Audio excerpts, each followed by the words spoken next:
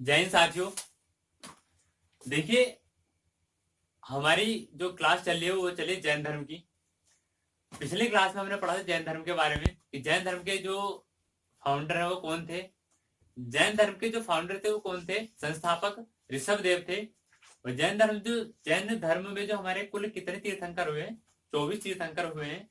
24 में जो 23वें थे वो थे हमारे पार्श्वनाथ, और जो 24वें थे वो थे हमारे महावीर स्वामी। ठीक है, तो देखिए यहां से अब हम पढ़ेंगे आगे के बारे में। पिछले हमने क्या पढ़ा? जैन धर्म के फाउंडर के बारे में पढ़ लिया था, महावीर स्वामी के बारे में पढ़ लिया था, पूरा उनका जो जीवन काल के बारे में हम पढ़ चुके हैं। और यहां से जानकारी मिली थी हमें जैन धर्म के त्रिरत्न के बारे में। जैन धर्म में जो 3 रत्न बताए गए थे, एक क्या था हमारा? साम्यक श्रद्धा, साम्यक ज्ञान और साम्यक दृष्टि या आचरण। ये क्या थे? हमारे 3 जैन धर्म के त्रिरत्न थे। आज हम पढ़ेंगे पंचव्रत के बारे में। क्या पढ़ेंगे हम?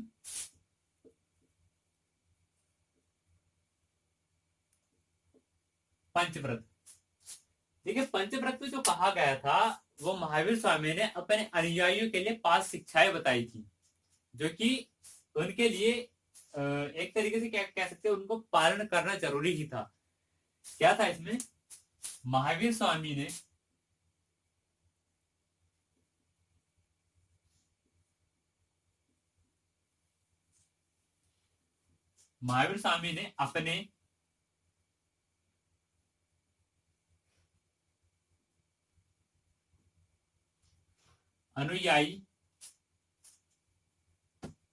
अपने अनुयायियों के लिए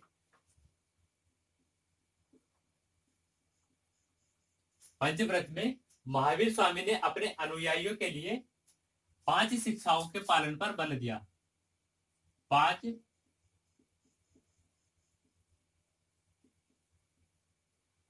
शिक्षाओं के पालन पर बल दिया। कितनी?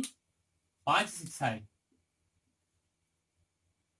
अब 5 शिक्षाएं कौन कौन सी थी? देखिए पहली शिक्षा थी हमारी सत्य। पहली शिक्षा थी हमारी सत्य, जिसमें कहा गया था कि सत्य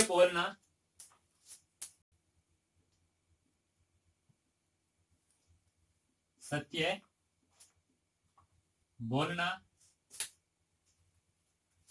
प्रिय बोलना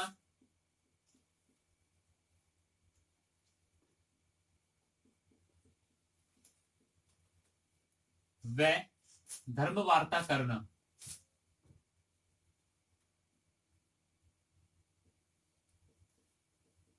धर्म वार्ता करना, इन सब के बारे में जानकारी किसमें मिलती है? हमारी सत्य की जो शिक्षा थी उसमें जो है इन सब के बारे में बोला गया था कि सत्य हमें बोलना है, प्रिय बोलना है, और धर्म वार्ता यानी कि धर्म के जो हमारी सभाएं हैं वो हमें करनी है।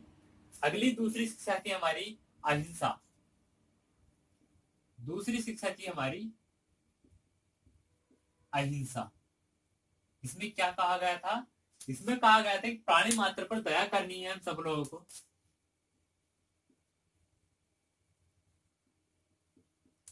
प्राणी मात्र पर दया करना व किसी भी जीव की हिंसा न करना।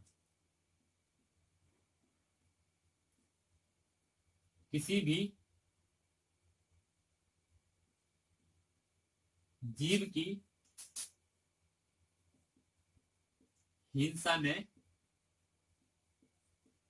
करना। ठीक है, ये क्या था हमारा? दूसरी जो इनकी शिक्षा थी उसमें कहा गया था। और तीसरी शिक्षा क्या थी हमारी? तीसरी शिक्षा थी हमारी अपरिग्रह।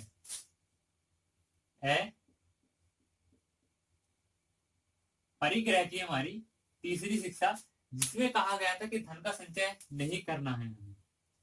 इसमें धन का संचय न करना। क्या बताया गया था इसमें? कि धन का संचय नहीं करना है। अगला नंबर 4 पे आता हमारा अस्तय।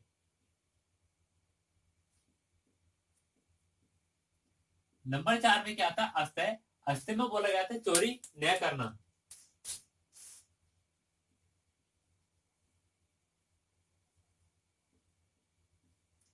चोरी न करना। देखिए पहली शिक्षा क्या थी, सत्य। सत्य में क्या कहते, सत्य बोलना, प्रिय बोलना और धर्म वार्ता करना। दूसरी क्या थी हमारी, अहिंसा थी। अहिंसा में बोला गया था प्राणी मात्र पर दया करना और किसी भी जीव की हिंसा न करना। तीसरी क्या थी हमारी, अपरिग्रह। अपरिग्रह में क्या बोला गया था इन्होंने, कि धन का संचय न करना। इनका कहने का मतलब था कि बस खाली अपनी जीवनचर्या चलती रहे, वही हमारे लिए काफी, हमें धन का संचय करके नहीं रखना है। अगले में क्या बोला गया, चौथा था हमारा आस्ते। आस्ते का मतलब है चोरी न करना, चोरी बिल्कुल भी नहीं करनी है। और जो पांचवा था हमारा ब्रह्मचर्य।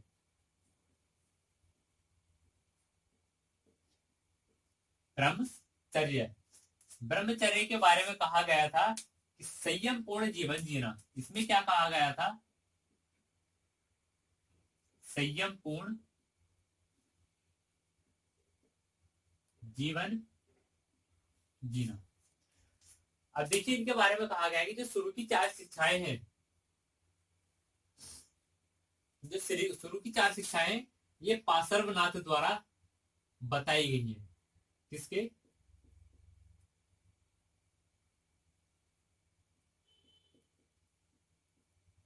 पार्श्वनाथ द्वारा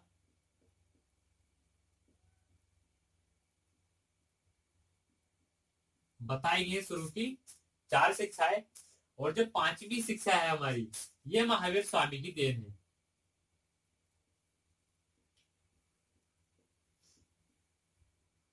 महावीर स्वामी की देन। यानी कि शुरू की 4 शिक्षाएं हैं हमारी, असत्य, सत्य, अहिंसा, अपरिग्रह, अस्तय। ये क्या है, पार्श्वनाथ द्वारा बताई गई थी चारों शिक्षाएं। और जो 5वीं शिक्षा है ब्रह्मचर्य, वो किसके द्वारा बताई गई थी, महावीर स्वामी के द्वारा बताई गई थी। अब देखिए आगे इसमें आता है संलेखना विधि के बारे में, इसमें बताया गया है हमसे। संलेखना विधि या फिर संलेखना प्रथा भी कह सकते हैं हम इसको।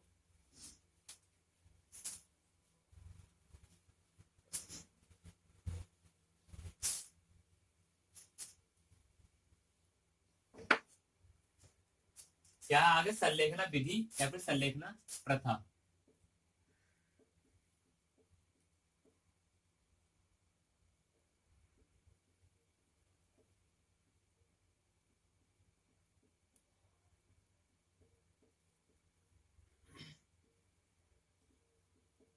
इसके बारे में क्या है जानकारी दीजिए।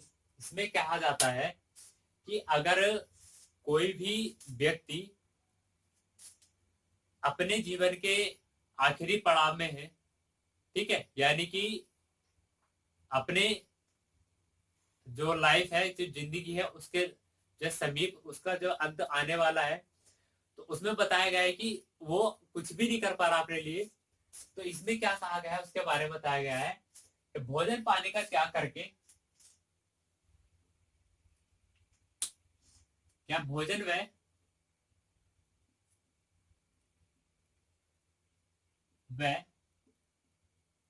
पानी का त्याग करके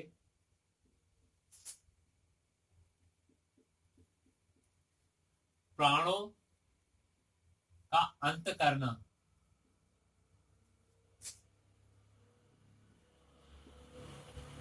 इस संलेखना विधि है।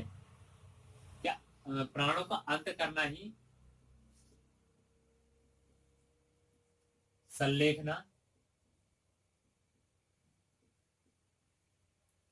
विधि है। क्या है, भोजन और पानी का त्याग करके और प्राणों का अंत करना, यानी कि प्राण त्याग देना, अंत करना या फिर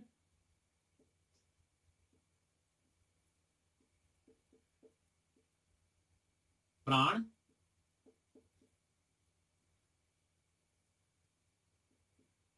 त्याग देना, ये क्या कहलाता है, हमारा संलेखना विधि के अंतर्गत आता था। संलेखना विधि में ही क्या है, ये है कि भोजन और पानी का त्याग करके अपने प्राणों की आहुति दे देना, प्राण त्याग देना।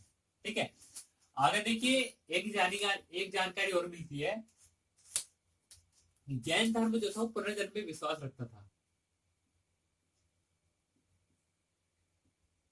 जैन धर्म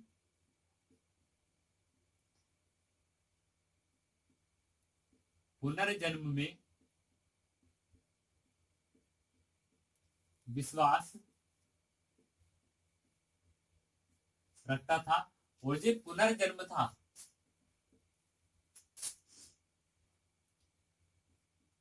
पुनर्जन्म कर्मों के आधार पर था। किसके? कर्मों के आधार पर मिलता था। क्या है कि जैन धर्म के जो लोग थे वो पुनर्जन्म का मतलब है कि इस पृथ्वी पर फिर से जन्म लेना, उसके अनुयायी थे। ठीक। और पुनर्जन्म का मतलब क्या है? पुनर्जन्म जो मिलता था वो हमारे इस जन्म के कर्म के आधार पर मिलता था। यानी कि जैसे हमारे इस जन्म में कर्म रहेंगे वैसे ही क्या हमें अगले जन्म में, अगले बार में जो है हमें जन्म मिलेगा, दोबारा से जन्म मिलेगा, वो इस जन्म के कर्म के आधार पर ही मिलेगा। आगे देखिए, जैन संघ में जो प्रथम फूट थी उसके बारे में थोड़ी जानकारी मिलती है।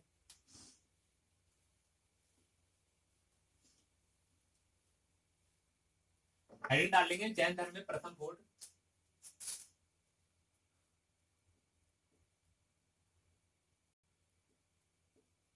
जैन धर्म में प्रथम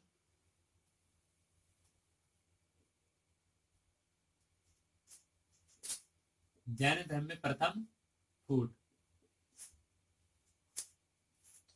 लिखेंगे इसमें। जैन धर्म से अलग होने वाला प्रथम व्यक्ति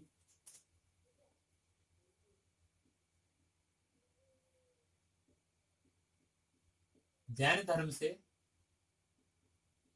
अलग होने वाला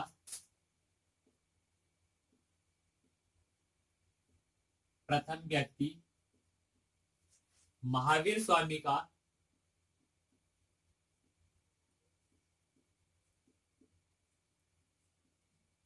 दामाद जमाली था। क्या है कि जैन धर्म से जो अलग होने वाला प्रथम व्यक्ति था, कौन था? प्रथम व्यक्ति जैन धर्म से अलग होने वाला वो कौन था? जमाली। जमाली कौन था? महावीर स्वामी का दामाद था जमाली। ठीक है। इसके बारे में कहा जाता है कि महावीर स्वामी के ज्ञान प्राप्ति के 12वें वर्ष, इसकी ज्ञान प्राप्ति के महावीर स्वामी के ज्ञान प्राप्ति के 12वें वर्ष में क्या था? एक, क्या कह सकते हैं कि एक सिद्धांत आया था हमारा। महावीर स्वामी की ज्ञान प्राप्ति के 12वें वर्ष बाद एक सिद्धांत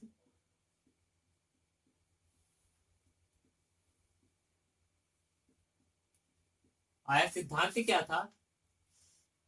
सिद्धांत क्या था? क्रियामाणकृत सिद्धांत था हमारा, क्रियामाण कृत। इसमें क्या कहा गया था? इसमें कहा गया था कि कार्य प्रारंभ करते ही कार्य पूरा करना, कार्य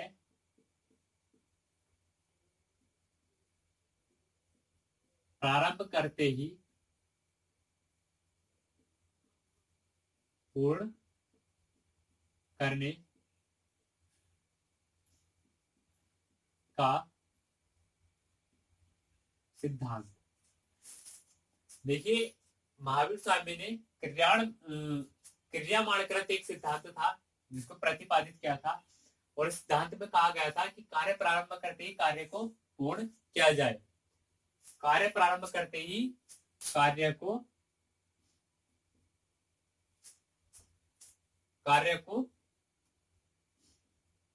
पूर्ण किया जाए। ये जो है जमाली को ये सिद्धांत इनका पसंद नहीं आया। ठीक। तो यहीं से क्या था, इन दोनों के बीच क्या था, एक तरीके से फूट पैदा हो गई थी। और जमाली क्या थे, यहाँ से जैन धर्म से अलग हो गए थे। ठीक है, अब देखिए जो जैन धर्म का वास्तविक विभाजन है उसके बारे में जानकारी मिलती है। हेडिंग डालेंगे जैन धर्म का विभाजन।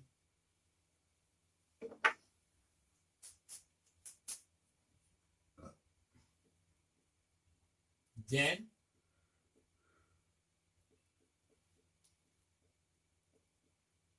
धर्म का विभाजन। एक ग्रंथ है हमारे पास, परिशिष्ट पर्वन। परिशिष्ट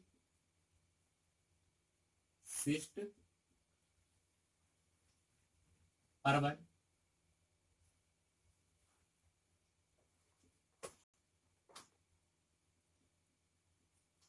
परिशिष्ट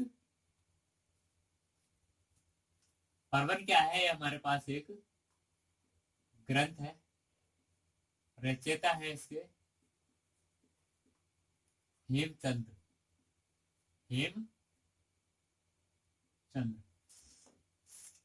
इसी ग्रंथ से हमें जानकारी मिलती है जैन धर्म के विभाजन के बारे में। इससे हमें जैन धर्म के विभाजन के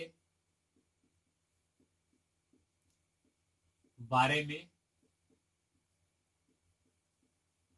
जानकारी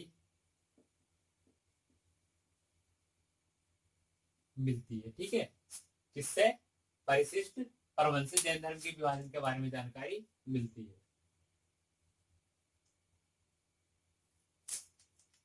अब देखिए जैन धर्म जो विभाजन का जो विभाजन हुआ था वो कितने भागों में हुआ था, 2 भाग। जैन धर्म का विभाजन 2 भागों में हुआ था। पहला था हमारा श्वेतांबर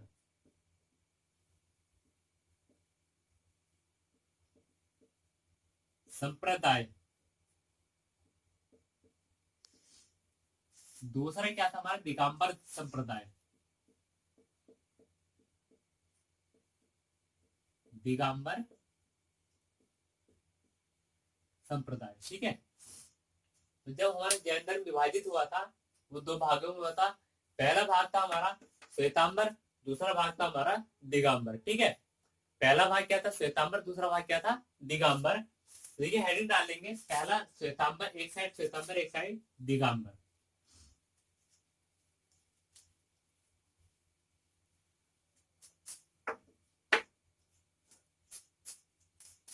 एक साइड श्वेतांबर,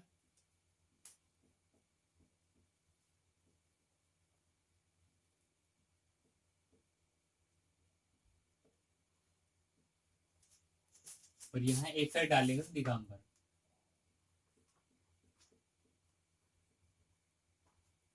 संप्रदाय। देखिए क्या था इन संप्रदायों में, पढ़ते हैं। श्वेतांबर के जो प्रवर्तक थे,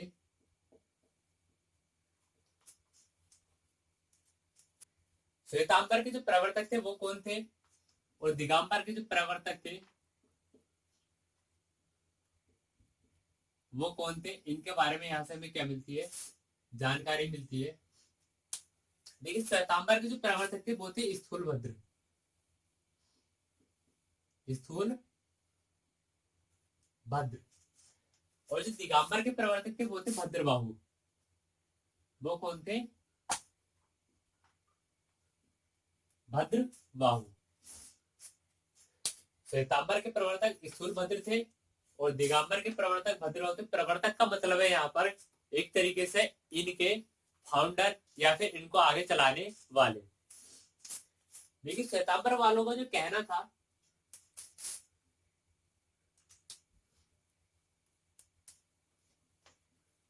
श्वेतांबर वाले जो थे वो श्वेत वस्त्र धारण करते थे। ये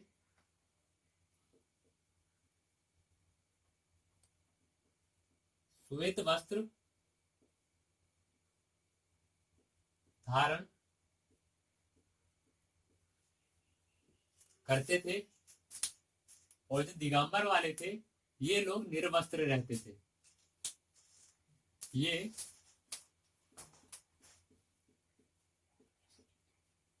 निर्वस्त्र रहते थे। आगे देखिए, श्वेतांबर वालों के अनुसार क्या था कि जो महावीर स्वामी थे उनका विवाह हुआ था और इनकी क्या थी, पुत्री थी। इनके अनुसार महावीर स्वामी का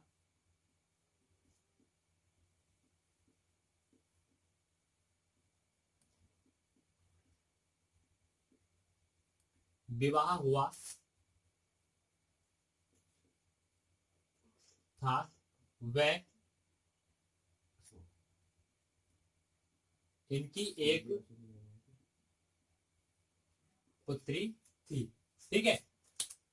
और जो दिगंबर संप्रदाय के भी थे, इनका क्या कहना था, इनका कहना था कि महावीर स्वामी का विवाह ही नहीं हुआ था। इनके अनुसार महावीर स्वामी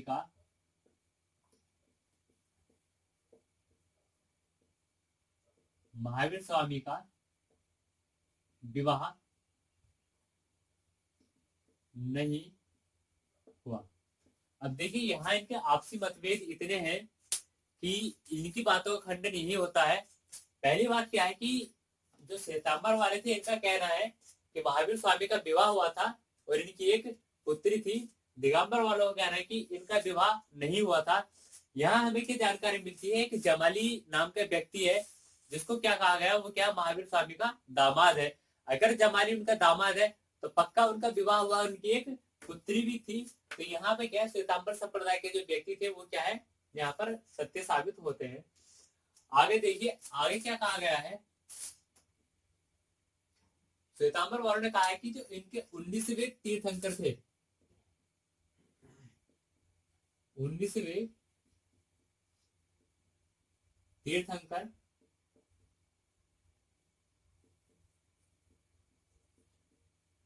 मल्लीनाथ, वो क्या थे, स्त्री थे या स्त्री थी जिनके अनुसार, श्वेतांबर वालों के अनुसार। परंतु यहाँ पर कुछ उल्टा देखने के लिए मिलता है। क्या, दिगंबर वालों के अनुसार क्या था, ये पुरुष थे। दिगंबर वाले के अनुसार 19वें तीर्थंकर, 19वें तीर्थंकर पुरुष थे। ठीक है। यहां थोड़ा फिर से भी मतभेद था। और देखिए अगला पॉइंट क्या है, तो श्वेतांबर संप्रदाय के व्यक्ति थे, इनका कहना था, इनके अनुसार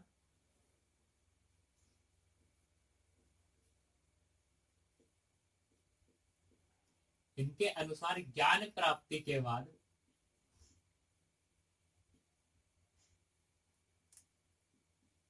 भोजन की आवश्यकता नहीं है या नहीं थी। ज्ञान प्राप्ति के बाद भोजन की आवश्यकता नहीं है। और जो दिगंबर संप्रदाय के थे, इनका क्या कहना था कि ज्ञान प्राप्ति के बाद इनके अनुसार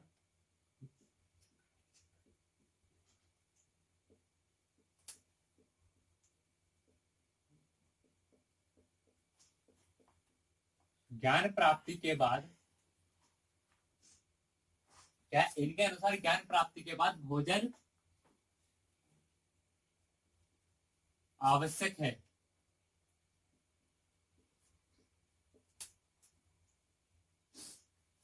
देखिए यहाँ पर भी मतभेद मिलता है। इनका कहना क्या था, ज्ञान प्राप्ति का भोजन की आवश्यकता नहीं है।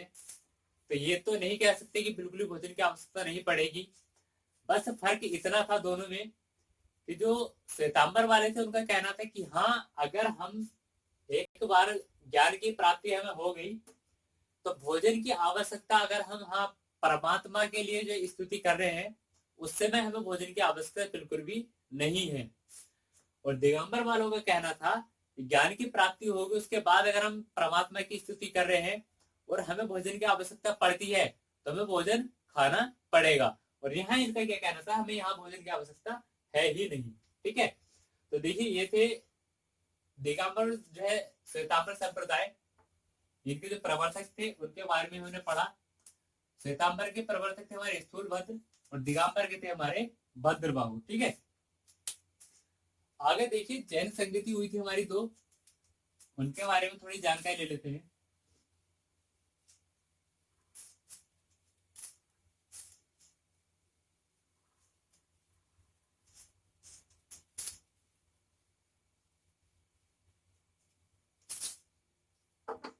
देखिए जो हमारी पिछली क्लासें हैं या और भी जो क्लासेस चल रही हैं वो आपको बता देना चाहूंगा, इधर आई बटन में उसका आपको लिंक दे दिया जाएगा, पूरी प्लेलिस्ट उसकी आपको यहाँ आई बटन में मिल जाएगी। ठीक है, देखिए जैन आगे हेडिंग डाल लीजिएगा जैन संगति, जैन संगति। प्रथम जो जैन संगति हुई थी, देखिए प्रथम जैन संगति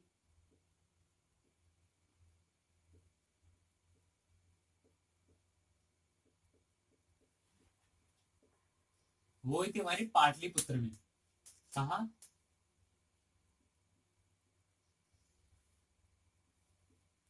पाटलिपुत्र में 322 ईसा पूर्व में। और जो उसके अध्यक्ष थे वो थे हमारे स्थूलभद्र। अध्यक्ष कौन थे हमारे स्थूल भद्र थे, अध्यक्ष प्रथम जैन सभा के, प्रथम जैन संगति के। दूसरी जो जैन संगति हुई थी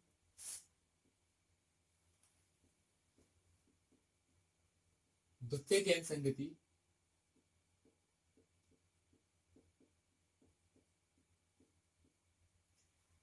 वो हुई थी हमारी बल्लभी में।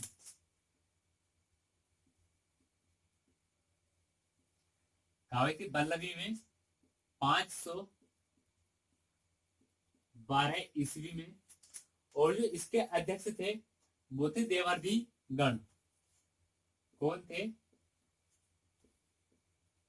देवर्षि गण इसके क्या थे? अध्यक्ष थे। देखिए कुछ हमारे पास जैन धर्म के प्रमुख ग्रंथ हैं, हेडिंग डाल लीजिए जैन धर्म के प्रमुख ग्रंथ।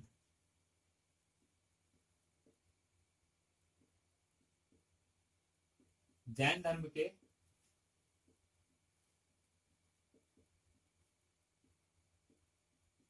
प्रमुख ग्रंथ, पहला आता है हमारा भगवती सूत्र।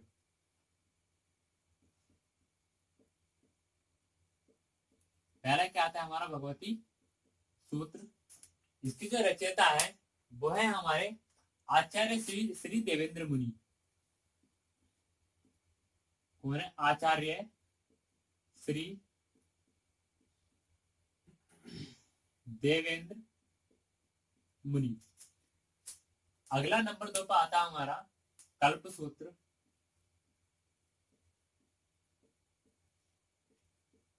नंबर 2 पे आता है क्या? कल्प सूत्र। इसके जो रचयिता थे वो थे भद्रबाहु। भद्रबाहु।